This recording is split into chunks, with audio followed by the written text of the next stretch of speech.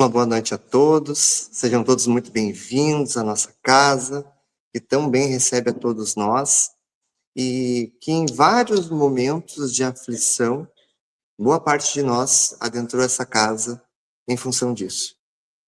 A gente poder chegar aqui, ter um sorriso aberto na frente quando a gente chega, alguém que possa nos escutar. Muitas vezes essa é a porta de entrada que a gente chega até a casa espírita.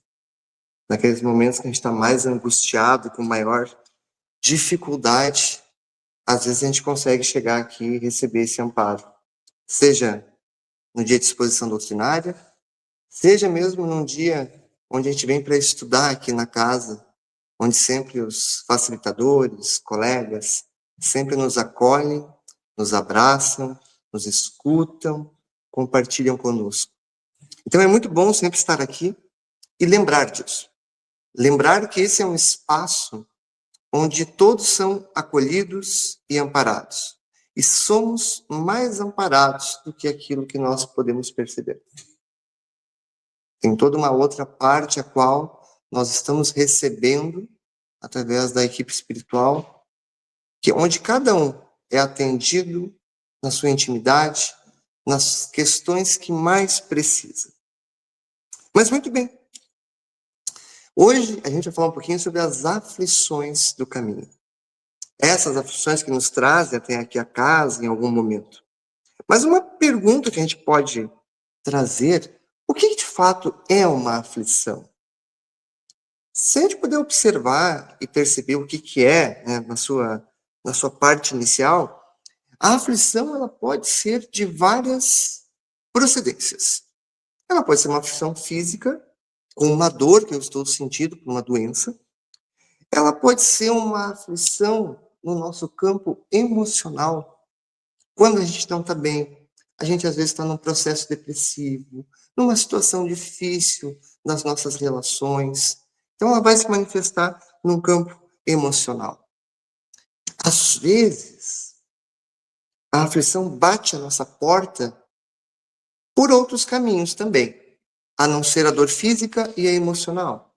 Às vezes ela bate em função da falta de algo material, uma dificuldade financeira, uma incerteza com o futuro, pode gerar em nós um certo nível de ansiedade e aflição. A gente pode ver que a aflição também, ela pode ser familiar também, dentro das nossas relações familiares que a gente tem. Acho que só eu tenho familiar difícil em casa, né? Aquele primo que sempre dá aquela cutucadinha, né?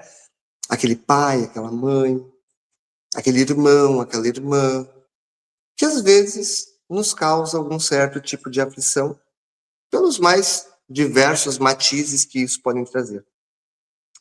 As aflições, elas podem ser também sociais. A gente pode ver diversas pessoas passando por diversas dificuldades, ou até mesmo nós, estarmos numa condição à margem da sociedade, onde vai gerar aflição em todos nós, dificuldades, que vai partir desde a ordem emocional, quanto também da ordem material. Essa aflição também, elas podem ser morais e espirituais. Às vezes, estamos aflitos e nem sabemos o porquê da nossa aflição. Às vezes, estamos repletos de dor, de culpa, sem termos um motivo aparente para sentir isso. Quando não encontramos esse motivo aparente próximo de nós, próximos numa questão temporal da nossa encarnação, a gente pode já deduzir que isso pode ser uma questão um pouco mais antiga da nossa história. Porque a nossa história é uma só. A nossa vida é uma só. Nós estamos hoje encarnados num avatar diferente. Hoje eu estou como Mateus aqui. Mas ontem podia ter sido Paulo, podia ter sido a Roberta, podia ter sido vários outros. Mas cada um desses, que foi uma personalidade lá do passado minha, carrega consigo a sua herança. E essa herança, muitas vezes, vai refletir nos dias de hoje e vai se manifestar, às vezes, por algum tipo de aflição. Então, vejam, nós estamos num ambiente que nos coloca sempre em contato com as mais diversas aflições. Isso é um fato que nós temos que constatar e entender desde cedo. Se nós entendermos que nós estamos num ambiente em constante aflição, seja social, seja material, seja moral, bem, eu já posso vislumbrar a partir daí uma nova postura. Eu posso ver o mundo já com uma perspectiva diferente. Às vezes a gente gosta de viver numa utopia, gente. Vamos ser bem francos e sinceros. A gente quer viver numa utopia. A gente quer viver numa felicidade plena. A gente quer viver no comercial de margarina. Agora eu entreguei a minha idade. Falei comercial de margarina, né, aquela família feliz. É só gente dos anos 90 que via isso. Nem tem mais comercial de margarina. Com aquela família feliz, café da manhã sorridente. A gente quer viver nesse mundo, gente. A gente quer viver no mundo influenciador, que só vive viajando, que só está postando as coisas boas, a riqueza, os carros de luxo. Às vezes a gente quer viver só isso. Mas a vida não é só isso. Isso talvez seja 1% da vida. Os outros 99% são outras experiências que nós precisamos trilhar. E esse talvez seja o grande ponto. De nós observarmos que todos nós, indubitavelmente, sem exceção, vamos passar por alguma aflição. Isso é certo. De uma certa perspectiva, parece meio pesado o jeito que o Mateus chega aqui e larga essa informação para vocês. Desculpa, eu contei. Se alguém não queria ouvir, estou contando hoje. Tá? Mas a gente pode ver isso de uma outra perspectiva. Se eu tenho noção que isso vai ocorrer na minha existência, para que andar chorando? Para que andar triste? Isso não vai mudar. Sim, nós vamos ver por muito tempo ainda pessoas na drogadição, pessoas no alcoolismo, pessoas passando por violência. Nós veremos muitas guerras ainda, como estamos vendo agora. Eu gosto de brincar, é muito ruim ser testemunha ocular da história. Não gostei da experiência, tá? Não estou gostando. Porque nós já fomos testemunhas oculares de muita coisa da história. É pandemia, né? São várias guerras, são tsunamis, a gente já viu muita coisa.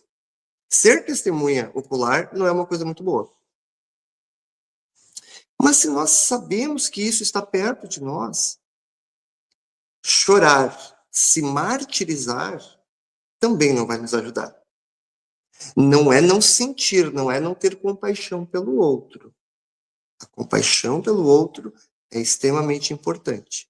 Mas nós não devemos nos enclausurar.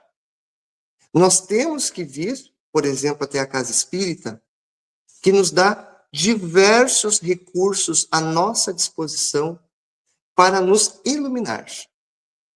A iluminação que eu digo aqui, que a casa espírita nos dá, é a iluminação de você colocar luz sobre determinados assuntos que até então nós não tínhamos compreensão. Formação do mundo, como é que é a vida no plano espiritual, como se dá a encarnação, quais são os nossos processos que a gente precisa passar.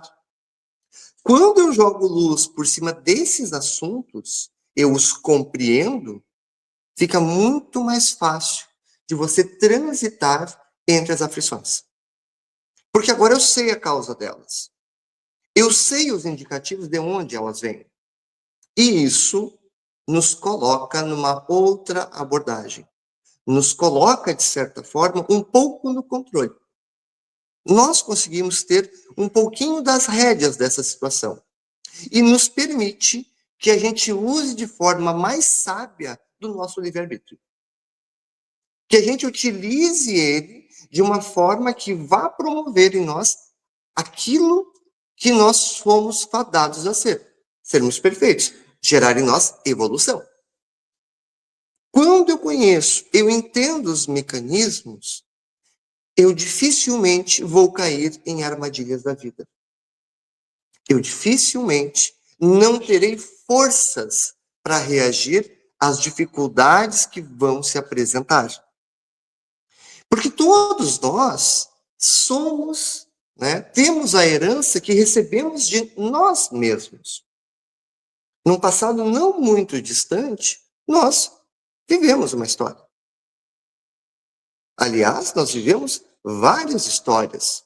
É uma série com muitos capítulos, muitos episódios e muitas temporadas. A nossa existência, a existência do espírito. Nós temos várias temporadas, vários episódios aí. E nem todo episódio terminou com um final feliz. Talvez alguns deles ficaram incompletos. Deixou aquele chamado plot twist, né, o gancho para o próximo episódio. E daí a gente tem que voltar para terminar de contar a história. A gente vai estar aqui novamente para recontar essa história. Refazer, às vezes, alguns passos. Então, aquilo que não foi terminado, agora, não por um pagamento, não por uma forma punitiva, e sim pela benevolência do nosso Pai Maior, nos é dada a oportunidade de refazer. Nos é dada a nova chance de acertar de novo. Por esse amor do nosso Pai Maior, que nos permite sempre que a gente possa recomeçar. Vejam que bênção. Vejam quando a gente olha e entende os mecanismos da reencarnação, os mecanismos da vida, a gente para de ver isso como uma punição e começa a ver isso numa outra perspectiva, como uma bondade recebida. Porque sim, eu terei condições de mudar numa nova chance. Eu não vou estar fadado a uma escolha que eu tenho que acerto ou erro. 50-50%. Ou é céu ou é inferno. Essa visão é muito limitante. E é muito triste também. E coloca a grande maioria de todos nós no inferno, se fôssemos parar e pensar sobre isso. Compreender, entender o que os espíritos nos trazem, a leitura real do cristianismo redivivo através do espiritismo, nos faz compreender essas questões e nos faz desmistificar outras que nos tornam limitantes, que limitam a nossa fé, que limitam a nossa compreensão. Então, a todo momento, é tempo de acertar. E daí ocorre que, para facilitar esse negócio todo, tem uma galera que nos ajuda, lá do outro lado, né? A nossa família espiritual está lá, nosso mentor, Espírito Jesus, nos ajudam com isso. Eles não nos deixam só. E olha só, o que eles fazem para nos ajudar? Eles colocam problemas na nossa vida. Eles colocam problemas que são para desenvolver a nossa inteligência. Através dos problemas, das aflições que nós teremos, nós iremos desenvolver em nós a capacidade de resiliência e de mudança necessária a qual nós precisamos. Então, aquilo que a gente olha assim, meu Deus, eu quero me livrar, eu quero um livramento disso. Na realidade, é aquilo que nós imploramos para ter a oportunidade para resolver aqui e agora. É uma ressignificação disso. Sim, tem coisas que são muito difíceis. Tem coisas que mexem demais conosco. Mas elas são necessárias. Talvez se nós tivéssemos a capacidade de escolha e lembrança disso tudo, quantas aflições nós iríamos correr delas? Nós iríamos evitar a todo custo. E evitando essas aflições, nós não teríamos crescimento. Nós não iríamos crescer enquanto espírito. nós não iríamos nos modificar. E vejam bem, né? Quando a dificuldade se apresenta, está na nossa frente. Primeiro entrave aparece naquele projeto que a gente está fazendo, naquele trabalho social, seja qualquer coisa que a gente vai fazer. Aparece o primeiro problema, qual é o nosso primeiro impulso? Vamos desistir, né? Está dando errado, quer dizer que isso não é para fazer. Às vezes, nós temos que ser mais teimosos do que os outros teimosos. A gente tem que teimar com a gente mesmo, porque a gente é teimoso. Porque a desistência, será quantas vezes nós já desistimos? Quantos relacionamentos no passado nós desistimos? Quantas pessoas nós já abandonamos e desistimos? E todas essas desistências nós estamos carregando. A desistência foi um contrato não cumprido. Foi uma família que não foi dada amor. Foi um filho que não foi acolhido. Foi alguém que não foi dada a oportunidade de continuar a sua jornada vivo naquele período. Quantas vezes nós talvez desistimos? E por tão pouco a gente percebe hoje que a gente desiste das coisas. Às vezes o que falta para a nossa evolução, né, para a gente conseguir chegar até lá, como o próprio Espírito nos diz, é a falta de vontade. Nós não temos vontade. Porque por qualquer coisinha, nós temos um negocinho em nós ali que ele se ofende e ele não quer mais fazer. O nosso ego. E a gente dá tanta importância para esse mecanismo que nos deixa vivo, que a gente deixa ele tomar conta. Só que não é ele que toma conta. Ele é o mecanismo da nossa psique. Ele está aqui para nos deixar vivo, esse corpo físico estar vivo. Auxiliar no nosso amadurecimento, desde a infância até a vida adulta. Mas essa é a função dele. Agora, adoecer ele e torná-lo um egoísmo, aí é um problema. Porque a qualquer coisa que nos desagrada, a gente foge. E é o comum. Todos nós fizemos isso. Não há exceção, gente. Falo isso para vocês porque eu estou falando para mim primeiro. Está saindo da minha boca. A gente se sente ferido, a gente foge, a gente não termina. A gente deixa de lado. Então vejam, se não fossem esses problemas escolhidos, às vezes, por nós não teríamos a capacidade e a coragem de fazer o enfrentamento daquilo que nós deixamos para trás. Eles são propulsores. Eles são combustível para a gente, para nos auxiliar. Veja só, quando eu entendo isso, eu começo a perceber que eu tenho uma nova rota a trilhar. Eu posso trilhar uma nova rota a partir disso. E não é por um acaso que no capítulo 5 do Evangelho segundo o Espiritismo, nas bem-aventuranças, Jesus fala, né? Bem-aventurados os aflitos. Bem-aventurado aquele que entende que está em aflição, que sabe que está passando por um processo difícil. Se nós não nos dermos conta que nós estamos passando em processos difíceis, nós estamos travando a nossa própria evolução. Então, vejam, tudo que está na nossa existência não é por um acaso. Às vezes, é uma necessidade que nós pedimos para a nossa evolução. Porque se não fosse por aquela dificuldade que estivesse ali, nós não iríamos olhar para aquele determinado ponto da nossa existência. Nós não iríamos, em alguns outros casos, resgatar algumas coisas que nós deixamos para trás. Vejam o quanto ela é importante. E dentro desse contexto, tá, pessoal? Ela vai nos ajudar a moldar.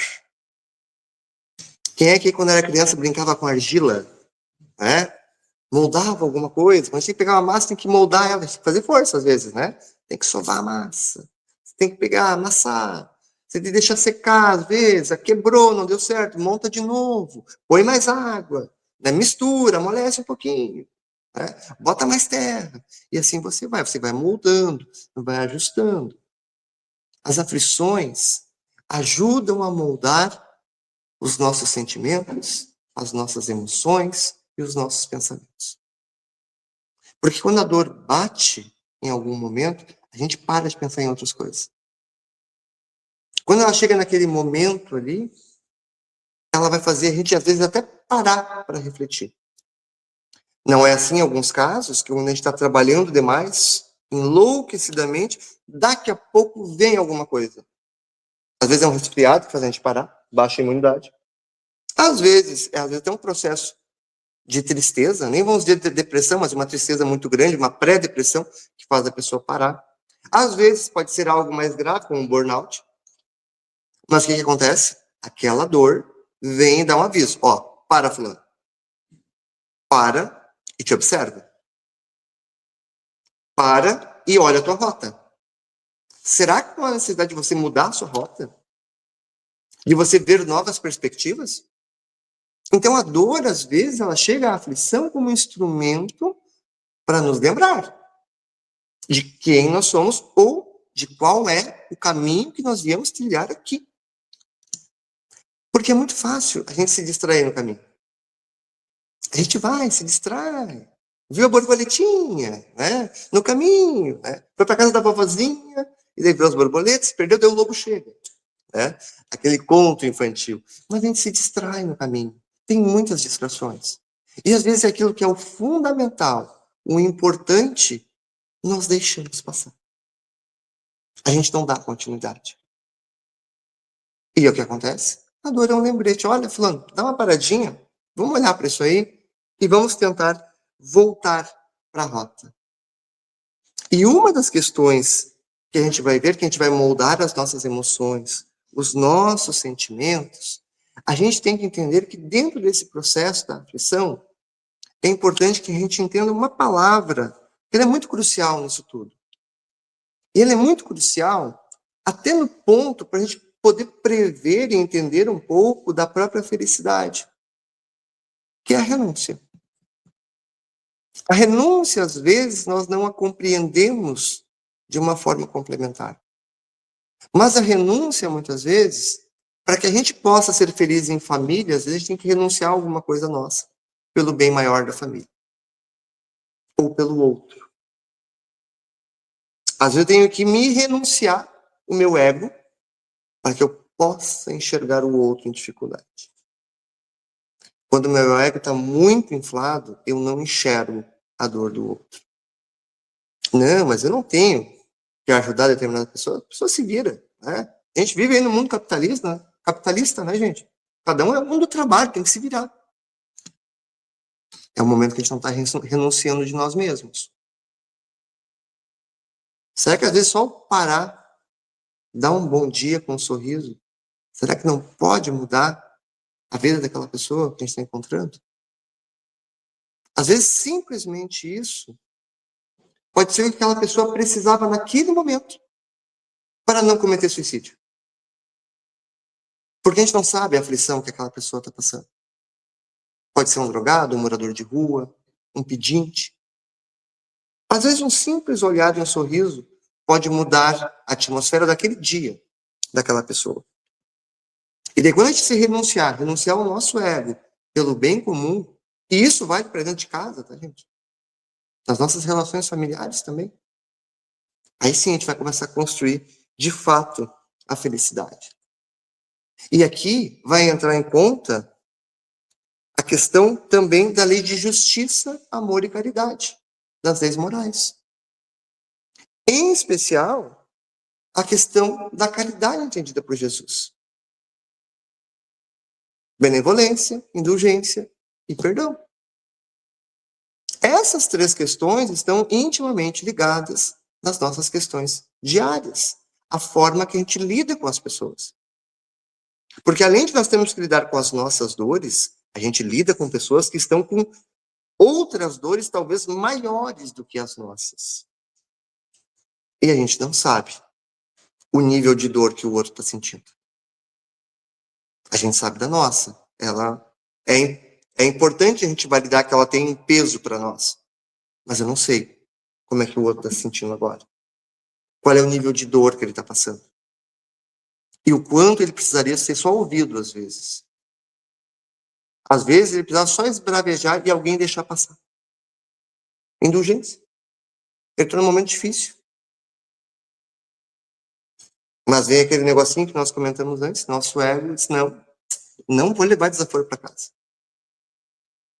Quantas situações será que nós não nos experienciamos nesse caminho? Então, meus irmãos, é importante a gente lembrar, e já se aproximando para o final da nossa fala, que muitas vezes a dor vai ser esse instrumento renovador em nós. Não é para ser sadomasoquista, tá, gente? Não é para chegar e se chicotear. Mas para que a gente possa entender que quando ela se manifestar, a gente fazer uma pausa. Quando uma aflição bater a nossa porta, a gente parar, respirar um pouquinho e tentar olhar para aquela situação que está acontecendo conosco. Tentar olhar um pouquinho de longe. Tá, mas por que isso aconteceu? Por que agora, na minha fase da vida, que estava tudo bem, isso surgiu? A gente tentar entender o motivo dela. A gente poderia pegar como um exemplo aqui, para a gente tentar ilustrar um pouco disso. Certa vez um homem estava observando uma lagarta. A lagarta que ela fez o casulo dela. Certo, né, gente? A lagarta fez o casulo, vai ser o quê? Vai ser uma borboleta, né? E daí o homem olhou para aquilo lá, estava demorando e disse, eu vou ajudar essa borboleta, né? Vou lá, vou ajudar ela. Foi lá e abriu, né? O casulo. Vamos facilitar. Coitada, vai sofrer para abrir aquilo ali, né? Abriu cuidadosamente, para ela sair mais fácil. Ela, no entanto, saiu, mas pouco tempo depois ela morreu. Ela não conseguiu continuar. Bem, é importante a gente lembrar, e esse homem não sabia, que aquele processo da metamorfose que a borboleta passou, que é dolorido, que envolve aflição e sofrimento para aquele animal, para aquele inseto, ele precisa daquele exercício de força para que ela tenha força com as suas asas para poder voar. Se ela não passar por aquele processo de vencer o casulo, ela não consegue traçar voos mais altos. Então, muitas vezes, o que não nos permite voar é a abreviação das dores. Nós abreviamos as nossas dores fugindo das nossas aflições. E muitas vezes, a gente abrevia a dor de quem está com a gente. A gente olha para os nossos filhos e diz, não, coitadinho, não vou deixar ele lavar a louça agora. Não deixa o coitadinho fazer isso agora, é muito pequeno. Ah, não, ele não vai conseguir. A gente nunca dá oportunidade para que a pessoa se desenvolva. A gente nunca deixa o espaço. E não é impor um serviço, é simplesmente dar espaço para que o outro se desenvolva. Nós vamos estar ali, vamos estar dispostos a ouvir e a amparar. Mas nós não podemos fazer o caminho do outro. Então, que a gente possa refletir, através dessa exemplificação dessa história, que toda aquela aflição, aquela dor que bate a nossa porta hoje, que nos incomoda tanto, que mexe tanto emocionalmente com todos nós, quem sabe amanhã ou depois, daqui a um ano, a gente vai olhar para trás e vai dizer assim, nossa, aquilo me machucou muito, aquilo realmente foi muito dolorido, mas aquilo me deixou mais forte. Hoje eu consigo enfrentar outras situações com maior facilidade. Então, que a gente transforme cada aflição na nossa vida como um impulso de crescimento, que a gente possa ver essas aflições como questões passageiras, que a gente possa ver isso com bom ânimo, que a gente possa ver como uma lição a ser aprendida, uma oportunidade nova dada a nós, para a gente refazer questões que talvez nós deixamos de fazer no passado e que vão permitir que a gente trave voos mais altos em direção à perfeição e ao nosso Pai maior. Eu quero agradecer a disponibilidade e atenção, e espero que não seja, tenha sido uma aflição para todos vocês ouvir a fala de hoje. Muito obrigado.